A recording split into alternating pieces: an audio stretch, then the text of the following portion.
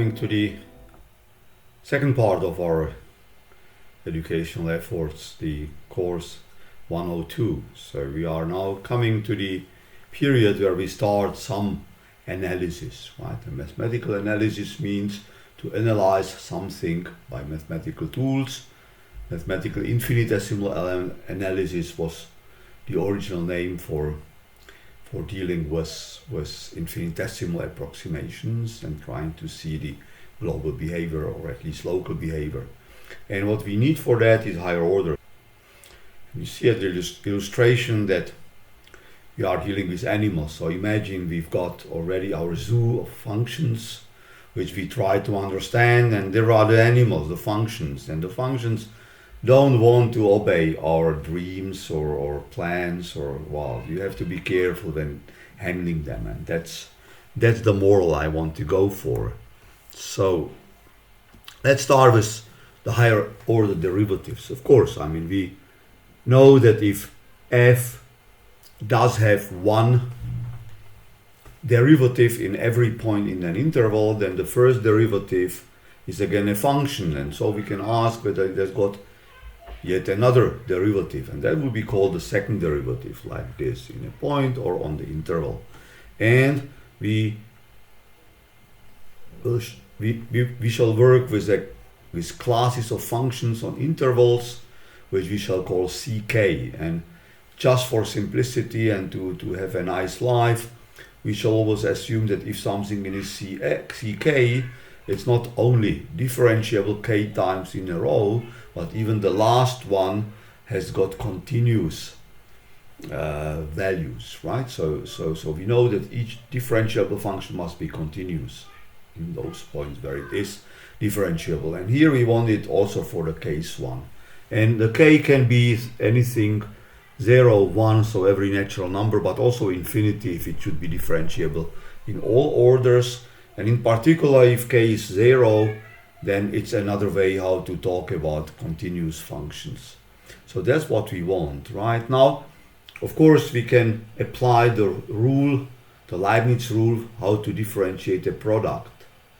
And we know that if we differentiate a product, then it's f times g differentiated, so it's f differentiated times g not differentiated plus f not differentiated times g differentiated.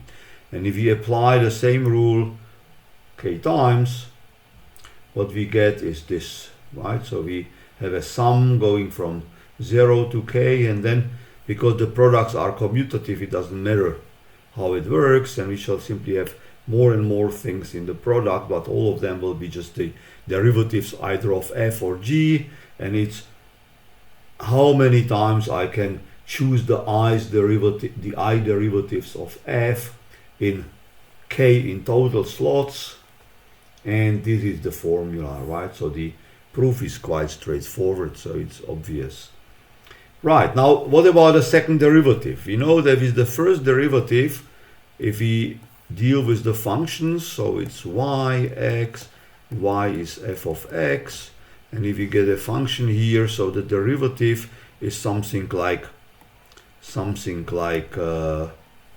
knowing the slope of the tangent, right? That's the linear approximation.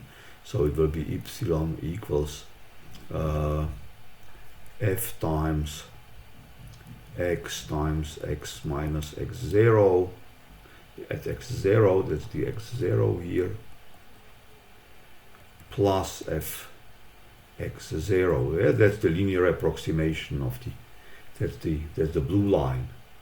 So this is what we get here. So here it's increasing, here it's decreasing, and only the points where the tangent would be horizontal could be a so-called critical point. So that's point where the function could have a minimum or maximum. But it could also happen this way, like if you have something like epsilon equals x cubed, then if you draw it, it's exactly this guy, right? So here it will have two derivatives equal to 0, not only one.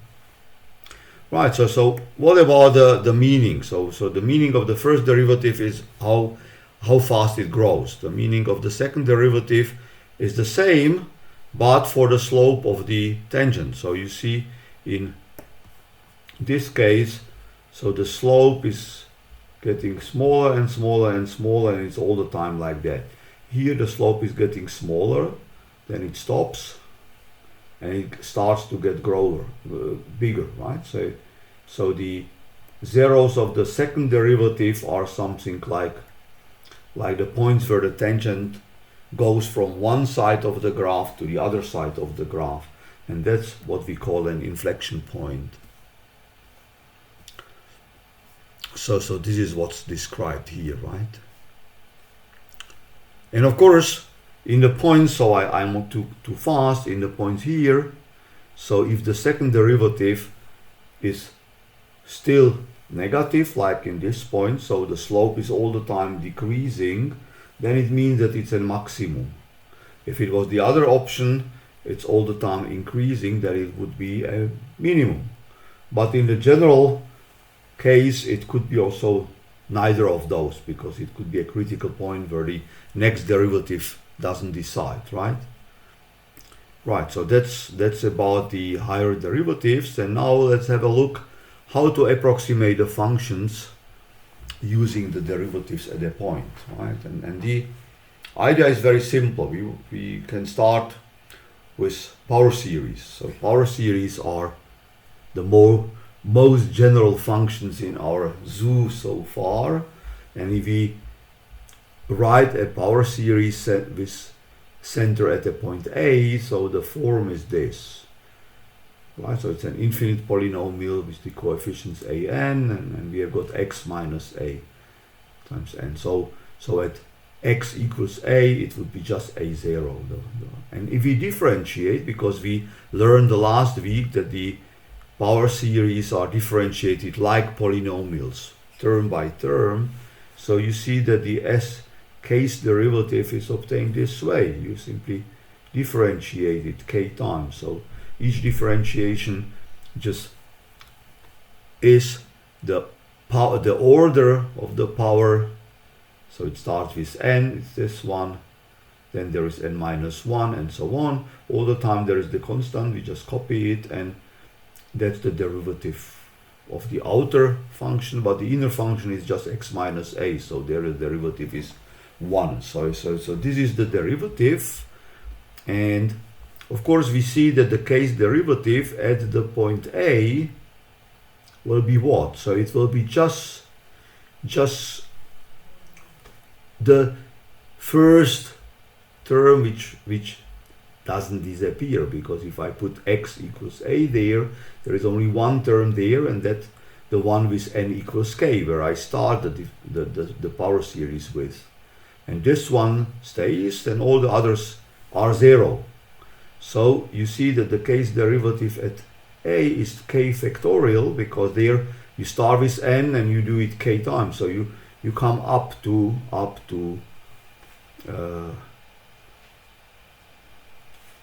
if n is k, you start at a k, so there will be k minus 1 up to 1, right? And so it will be k factorial times ak. So we can read also the formula for the power series in such a way that it's simply the power series where the coefficients are of this kind. So it's the case derivative of the function multiplied by 1 over k factorial, and that's how we expect the best approximation should be, which we can obtain via the derivatives. So there's the partial sums of the power series, right? And that's exactly what we call the Taylor polynomial of a function f. We simply take, so the case Taylor polynomial at the point A of the function f consists of the k plus 1 terms, and the j's one is simply 1 over j factorial times the j's derivative at a times x minus a to the power j. So that's it. And now a crucial thing, absolutely crucial thing in all the numerical analysis is this one. So it's a theorem which says that if I write down the Taylor polynomial, and instead of having only an approximation of the function. So in order to get a real value, so the real value of the function f, not just the approximation, it's enough to slightly modify the last term. So it still has got the 1 over k factorial, still it has got the x minus a to the power k, but here you see the case derivative is not taken in a, but somewhere on the way between. Why doesn't it work? I hate this technique. Right, so what's happening is you simply have the usual situation. Here is the a, right, and now we've got the function, and there is a, and here is x, right, and somewhere in the middle here there will be c.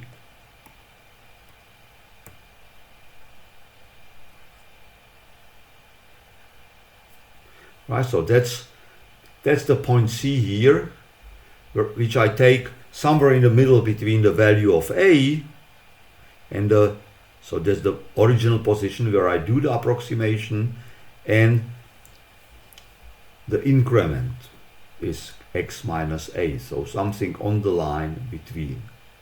So that's how it works, and actually it's not that surprising because we saw it in the case where k is 1, right? Because if the k is 1, then we get fx equals. So what is that's the zeros Taylor polynomial, which is nothing but well, maybe I will write it slightly differently as we had it in the last week. So it will be x plus some u. So this is the position, this is the increment of the argument, and this was f at x plus, and here there was f dash in c times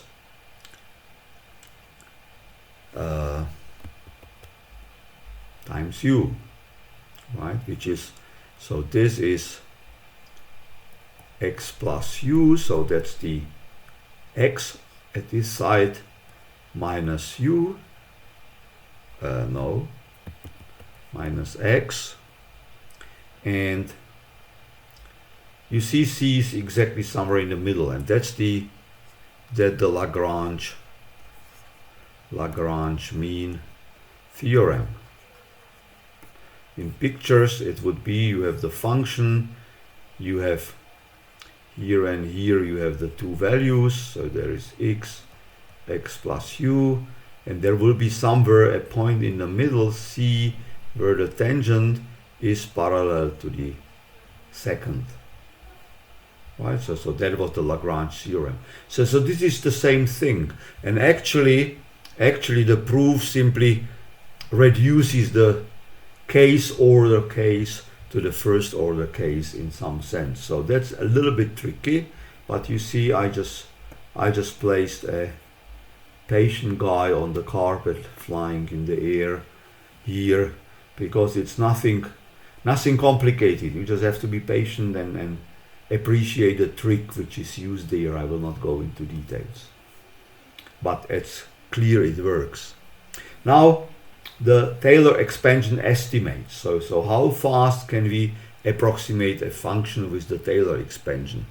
So we can see, we shall, on one hand we see that it's all given by the remainder here, right? So we see that it's controlled by how big the case derivatives could be in the neighborhood. So if we know that the case derivatives are beautiful, say all bounded by some constant like here, so if we know that all the derivative up to infinity are all bounded uniformly by a constant, but this happens, for example, with some quite well-known animals in our zoo, right? So for example, sine or cosine functions, they they are all the time in absolute value between 0 and 1. So they are universally, uniformly bounded by a constant m for all the derivatives, because they are just differentiated, always getting the other one, right? So up to sine. So that's pretty straightforward. But then from the remainder, we see that the power series, which we get if we go up to infinity, not only converges, but it converges quite fast, because we see that the error between the right value and the partial sum of the power series, of the Taylor series, is just given by this estimate. So however big we choose x, if k will be big enough, then the k's powers of the absolute value of x will be much smaller than the factorials. So this will be just converging roughly as fast as geometric series everywhere, right? So that's the crucial thing. Of course, if you would just try to play with this a little bit better, more carefully, then you see that actually the derivatives can grow very fast, and still the Taylor polynomials will, as infinite series, converge, but we shall not go into details here. So thanks, that's it. I will come with one short more video in a minute.